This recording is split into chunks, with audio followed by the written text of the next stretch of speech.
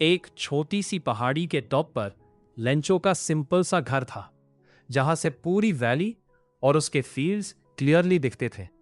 Lencho एक hard working और honest farmer था। वो अपनी जमीन से बहुत प्यार करता था और अपनी फैमिली की सारी उम्मीदें इसी साल की हार्वेस्ट पर टिकी हुई थी। उसके कॉर्न फील्ड्स बिल्कुल रेडी खड़े थे, जैसे बस नेचर के सिग्नल का इंतजार कर रहे हो। क्रॉप्स हेल्दी और ग्रीन थी।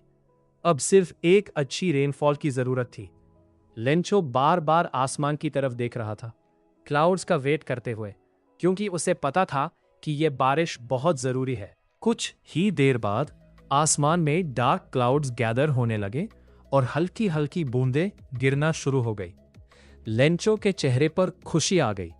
उसने मुस्कुराते हुए कहा कि ये रेन उनके लिए किसी ब्लेसिंग से कम नहीं, बिल्कुल ऐसे जैसे स्काई से सिल्वर कॉइन्स गिर रहे हो और उनकी मेहनत का रिवॉर्ड मिल रहा हो। लेकिन अचानक मौसम ने अपना रूप बदल लिया।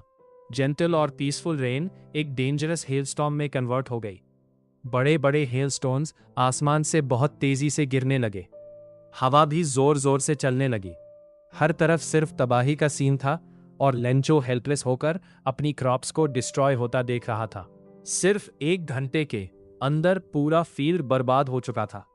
कॉर्न प्लांट्स टूट चुके थे और सारी क्रॉप्स बिल्कुल रूइन हो गई थी। लेंचो के लिए यह बहुत बड़ा शॉक था।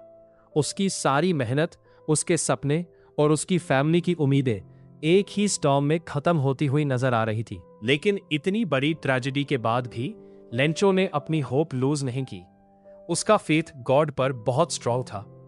उससे पूरा यकीन था कि जब इंसान की हेल्प कोई और नहीं कर सकता, तब गॉड जरूर करता है।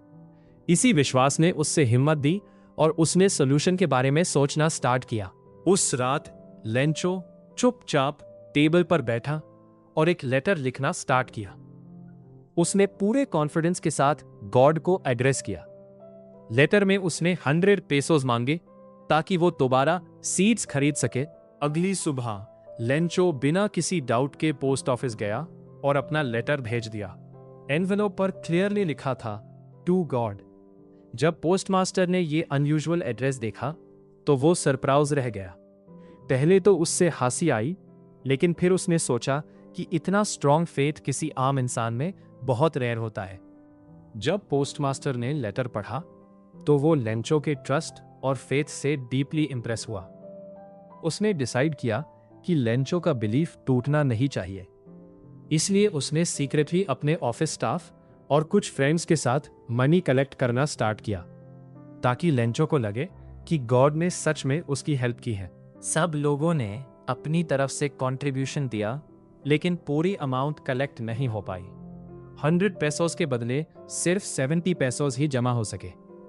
फिर भी पोस्टमास्टर ने वो अमाउंट केयरफुली एक एनवेलोप में डाला और अनोनिमसली लेंचो को भेज दिया।